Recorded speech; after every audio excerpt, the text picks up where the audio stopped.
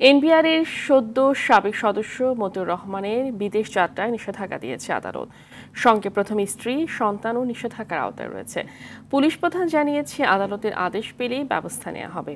এদিকে সময় নিয়েও সাবেক পুলিশ প্রধান বেনজির আহমেদের মতো দুদকের ডাকে সাড়া দেননি স্ত্রী ও দুই মেয়ে।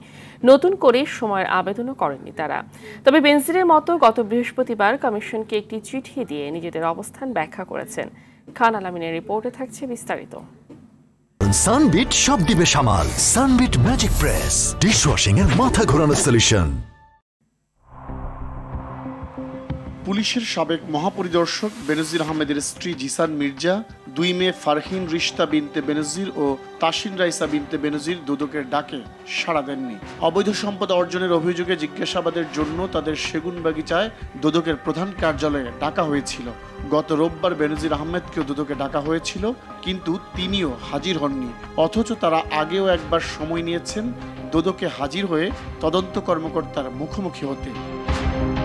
দুদক সচিব জানান, বেনজির পরিবারের সদস্যরা নতুন করে কোনো সময় আবেদন করেননি।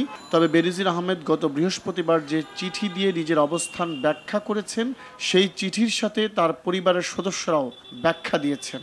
লিখিত দিয়ে বক্তব্য দিয়েছেন, যেখানে তাদের অবস্থান তার বর্ণনা করা হয়েছে।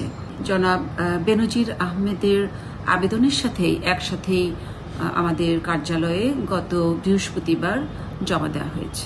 আমাদের অনুসন্ধানকারী টিম এই আবেদনের বিষয় কিংবা আমাদের দুর্নীতি দমন কমিশন আইন 2004 ও দুর্নীতি দমন কমিশন বিধিমালা 2007 অনুযায়ী তারা প্রয়োজনীয় কার্যক্রম গ্রহণ করছেন। বেনজির মতিউরদের মতো সরকারের বড় বড় সাবেক বর্তমান কর্মকর্তাদের দুর্নীতি তদন্তে কোনো চাপ অনুভব করছে না বলে জানান দুদক সচিব। দুর্নীতি দমন কমিশন আপনারা জানেন একটি স্বাধীন প্রতিষ্ঠান। এখানে কোনো দিক থেকে কোনো চাপ আসছে না।